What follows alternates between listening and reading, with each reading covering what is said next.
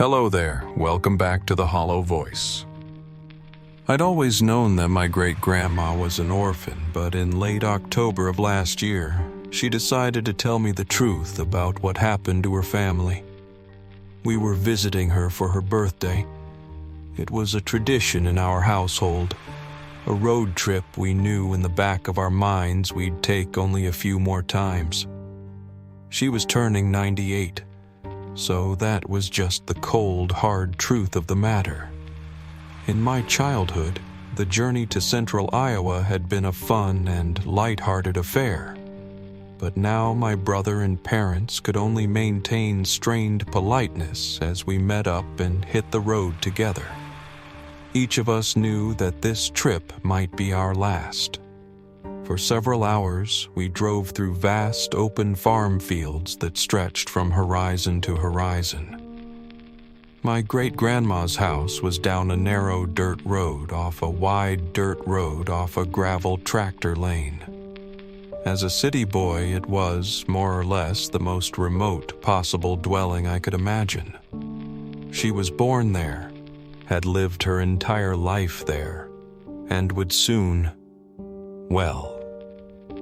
As we parked in an open, muddy rectangle and stepped out to stretch our legs, the constancy of the place surrounded me.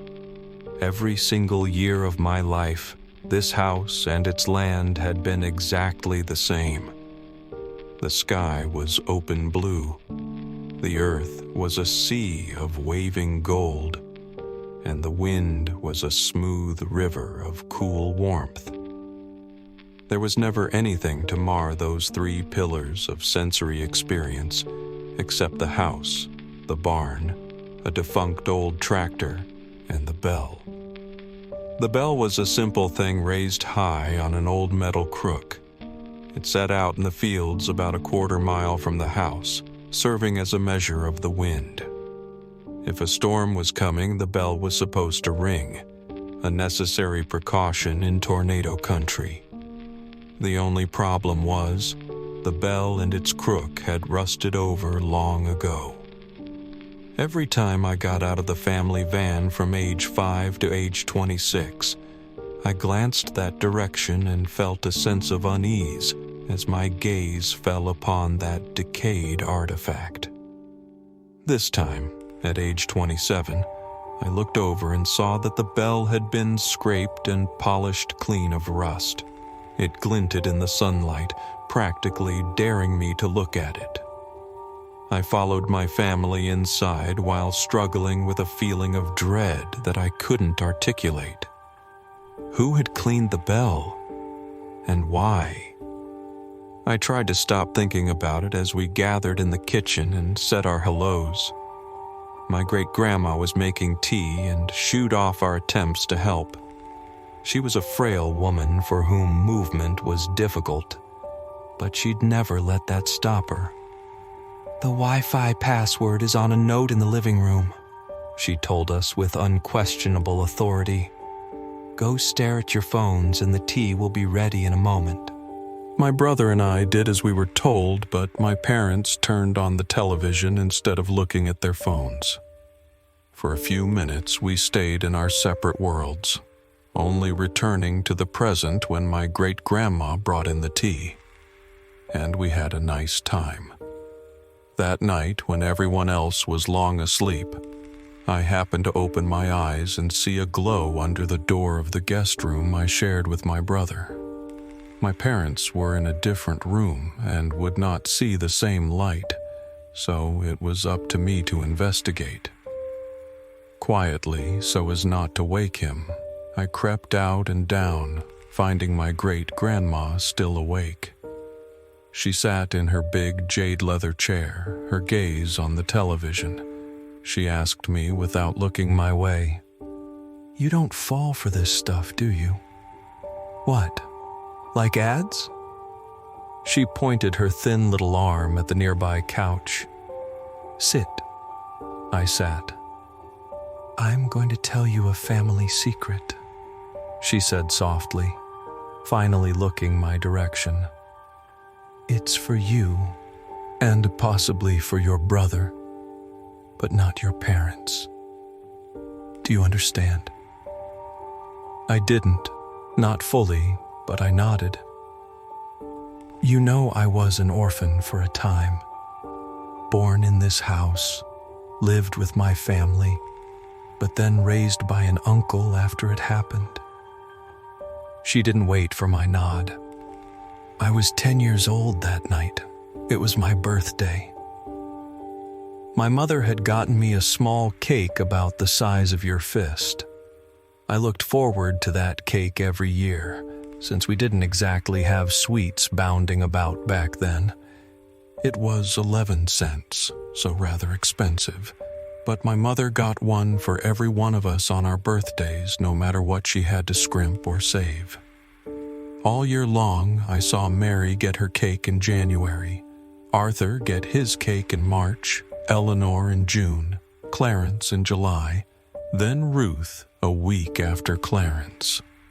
Then it was months and months until me, the odd one out, on October 29th. I was so excited for that cake. As the days rolled closer, as the morning dawned, as the hours inched by, I hopped around the house like a bunny rabbit. But I wasn't allowed to eat it until well after supper. I stared at the clock, so I know. Yes, that one on the mantel there, the brass and chrome one. Same one. But I stared at the clock, so I know. Night fell at 6:41. That was the moment bright orange stopped glinting off that clock, and my mother rose to light a lamp. I looked up at her. "Now?" She smiled and shook her head. My brothers and sisters complained in a chorus in support of me, but she just shook her head at them. "Too soon, and she'll ruin her supper." Father came in from the fields not long after that, dirty and tired as all get out. He ate in silence while we chattered endlessly about what type of cake it would be. Under the frosting, who knew? It might be raspberry, vanilla, or even chocolate. We grew silent as Father neared the cleaning of his plate, an event which would mark the end of supper. 4 pieces of meat and bread remained, then 3, then 2. Any moment now. He stopped at the last piece, holding it unmoving above the remaining dollop of gravy. We turned our heads. It was the bell. The bell was ringing out in the fields. Father grunted, then put the last piece of his food back on his plate before rising. He opened the front door. We braced ourselves for the wind, but none came. He spat on and held up a finger to the night air, then shook his head. He moved back into our lamplight and sat. Arthur asked, "Is it gonna storm?" Mary asked, "Is there gonna be a tornado?" My mother shook her head, smiled at us, and told us not to worry. No wind meant no storm. But that bell kept ringing.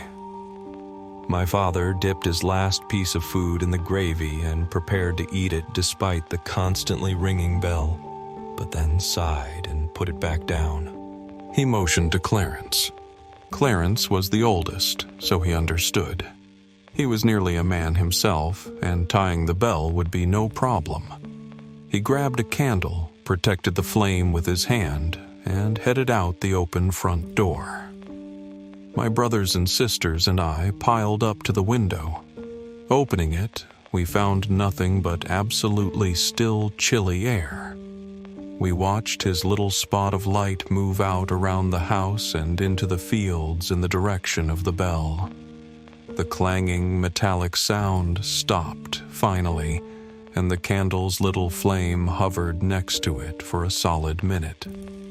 "Why is he taking so long to tie it?" Ruth asked. Eleanor suggested, "Maybe he's having trouble making a knot. Knots are tough." We watched for another minute or two before, and I know how this sounds, the little flame in the distance began to rise. Slowly, smoothly, straight up. We followed it with our eyes, exclaiming the entire time as it moved out of sight beyond the roof overhang. The bell began ringing again. "His knot must have come loose," Arthur said. Our parents came to look at our insistence, but there was nothing to see by then. Father motioned to Arthur. Happy to help out, Arthur grabbed a full lamp rather than a candle. He hurried out the front door, around the house, and into the fields while we watched from the window. The lamp was easier to see, and we were absolutely certain he reached the crook. As the lamplight hovered there, the bell stopped ringing. At that point, we had no reason to think anything was amiss. Maybe the wind had just blown a wisp of burning candle string up into the sky and Clarence had gotten lost in the dark. He would see the lamplight, find Arthur, and they would both come back. The rising little flame we'd seen had just been a fluke. Only problem was, staring out into the autumn night, we still felt no wind at all. We stared at that unmoving light for a strangely long period of time. What was he doing out there? Was he calling for his brother? Why couldn't we hear him, if so? Our parents looked away for a moment, and in that instant, the lamp went out. We children bleated, but by the time they glanced back, there was nothing to see. There was only darkness. The bell began ringing again. My father began grumbling, but there were no more sons to send outside. He narrowed his eyes with thought, then handed Ruth, the oldest girl among us, our main lamp. Our mother laughed. "Ruth, be a dear and go find your silly brothers." Ruth was a little hesitant, but she accepted the lamp. Leaving us in darkness without it, she headed out around the house and into the fields. This lamp was brighter, and we could actually see her carrying Hand and her white pajamas in a small lit halo. On the way there, she regularly called out, "Clarence, Arthur, you two lost?" About halfway to where the other two lights had stopped, her calls went instantly silent mid-sentence. "Clarence, Arth." It wasn't that she'd given up yelling. The sound reaching us had simply stopped completely. We could still see her carrying the lamp, still see her hand and pajamas, still see her turning this way and that. She even raised the house lamp near her face and we saw her shouting into the darkness. We just didn't hear anything.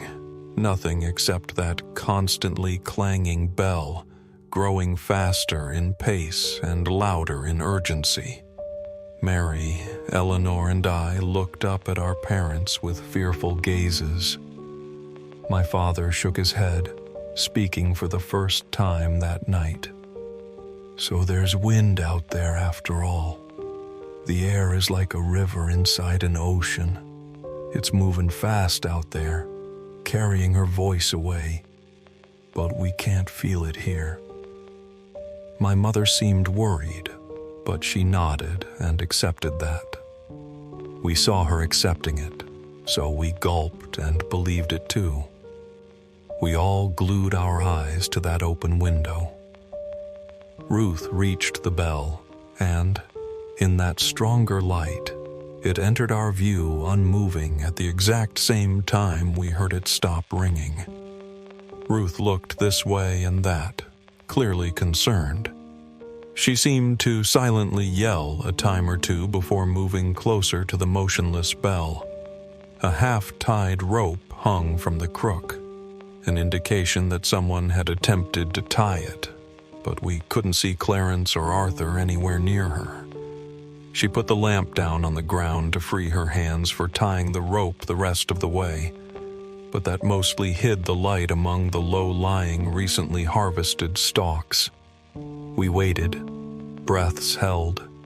The air held in my lungs started to burn. At long last, we were forced to breathe again. Ruth's light continued to sit there, barely visible between the broken plants. "What's taking so long?" Mary asked. Eleanor said, "I hope she's all right." Father told us, "She's fine. Damn kids are just playing a game with us." Our mother nodded in agreement. "Eleanor, go fetch your sister, will you?" Eleanor shook her head. "No way. It's scary out there." "It's just a game. You're not playing a game with us, too, are you?" "No." Eleanor gulped. "Then go get your sister and brothers. Tell them to come back in." It was pitch black out there, and almost the same inside with us, save for one lone candle. Trembling, Eleanor took our last candle and crept out into the night, scooting along the side of the house to stay as close to us as possible. Shakily, she called, "Ruth? Arthur? Clarence? This isn't funny anymore." Now it was we who sat in the dark. As Eleanor began to move further away with the last of our light, we tensed. Father eyed the open front door, and Mother softly moved to close and latch it. I wondered what they meant by that move, because how were the others supposed to get back in? But I supposed they'd unlatch it if anyone came back and knocked. Mother moved away from us in search of more candles. Through it all, the bell kept ringing out in the dark. Increasingly scared, I held Mary's hand tightly and yelled out the window, "Be careful, Ellie." She must have happened to cross that invisible, silent threshold at that moment, because she turned around in surprise and stepped closer. "I heard your voice go quiet, but there's no wind. Papa's wrong." She stepped away again. "See, when I pass this point, She held up the candle to show us that her mouth was still moving, but we heard nothing. Come to think of it, her hair wasn't moving, and we hadn't seen Ruth's pajamas billowing in any wind. I asked Father, "What's doing that? What's making it quiet out there?" "It's just a game," Father insisted. "They're all lying. She's just pretending to make noise so it looks like she's being silenced." Eleanor reached the bell. Father's grip on my shoulder squeezed to nearly painful. She reached down for the lamp Ruth had left. Lifting it with one hand and holding the candle with the other, she approached the clanging bell. "See?" Mary whispered to Father. "The candle's not going out even though she's not protecting the flame. There's no wind out there." "But the bell is ringing," he said gruffly. "So there is wind." Eleanor kept looking left and right as if she'd heard something. Slowly, she reached the bell, which was hanging unmoving from the crook, but we could still hear it ringing. Next to me, Mary began to cry. "It's a game," Father said angrily. "It's just a game they're playing." Eleanor threw the lamp at something in the darkness. We saw the lamp crash, shatter, and go dark, but heard nothing. She raced toward us, candle in hand, but the flame went out because of her haste. We waited to hear her approaching or screaming, but nothing followed. The bell continued to clang. We waited in terrified silence. Mother returned with a candle for each of us, and we sat vigil at the window. Nothing and no one moved. For hours, the bell clanged without wind. The night remained pitch black. The bell clanged and clanged and clanged, driving deeper into our ears with each passing minute. Near midnight, we broke. Father was beyond agitated. "Mary, go find your brothers and sisters." "No!" she cried. "I'm not going out there!" Mother glared at her. "You have to. This game has to stop." Urged on by both of them, Mary burst into tears and climbed out the window. Holding her small candle, she inched out into the fields. Her sobs went quiet as she passed that same point out in the darkness. Her flame reached the bell, and the ringing stopped. Her flame snuffed out. We held our breaths. The bell began ringing again. Father clenched his fists. "Go." I turned and saw he was looking at me. I suddenly realized I was the only child left in the house, and I felt horribly alone. Everything in me shrieked against the thought of going out into that cursed night. "No." My mother wavered in place. No longer adamantly in line with my father, she began to cry too. "What are you doing?" he demanded. "It's just a game. There's nothing to be scared of." She screamed and demanded, "Why do you keep saying that? Why have I been helping you do this?" He grabbed her and shouted in her face, "Because we haven't been sending our children to their deaths. That's not what's happening." She pushed his hands away and ran for the window. Pushing past me, she tumbled out and ran screaming toward the still clanging bell, not out of fear of Father, but out of terror for her children. "Arthur, Clarence, Ruth, Eleanor, Mary, for God's sake, where are you?" He growled and leapt out after her, yelling, "We didn't kill them. Everything is fine." They both continued shouting until they passed that point in the dark, and all went silent. Except for the bell. Twice more it stopped ringing, and twice more it began again. In panic and terror beyond reason, I closed and latched the window and pushed all of the furniture against every entry to the house. I curled in a cupboard holding the last candle up to my face as it slowly melted its way down toward my fingers. I was alone. Somehow, I was alone. We'd all seen the danger and stared right at it as it happened. But one by one, they'd all gone out there anyway. I'd been surrounded by a full band of siblings my entire life, and now I was completely and utterly alone in a house in the middle of nowhere. By the length of my candle, it was 3 a.m. when the knock came at the door. I trembled, but did not make a sound. The knock sounded again 40 heartbeats later. It was louder this time. I shook, holding my candle tight. The third knock was more like a tremendous crash or kick, and I heard the door explode inward. 60 heartbeats of silence passed, and then the floorboards creaked. Something in me told me to put out my candle for fear of it being seen through the cracks in the cupboard, but I didn't dare. Not darkness.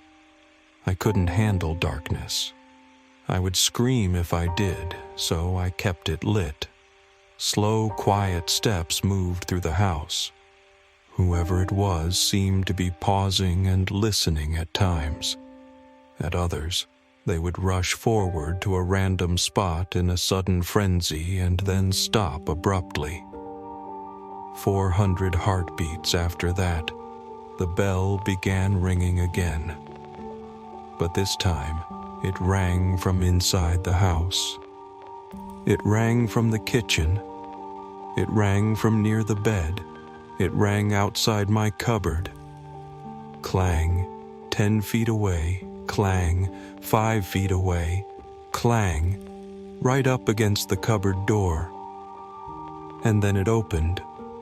I sat expectantly, mouth open and eyes wide, as I waited for my great-grandmother to continue. After a bit, I realized that was it. "But what did you see?" She shook her head. "That's not the point. I'm here, so obviously I survived, and a young man like you doesn't need to know what horrors walk this world outside the paved cities of man." Gulping, I asked, "You're not just pulling my leg. This really happened?" "Yes." Her gaze went distant by television light. "But here's what I want to tell you, and what you should tell your brother. The thing that opened that cupboard door and stared at me from the dark, the thing that hoped to wait out my candle before the coming of dawn, had a bell tied to one of its teeth with a blood-soaked rag, such that it would clang when its mouth was opened for hunting.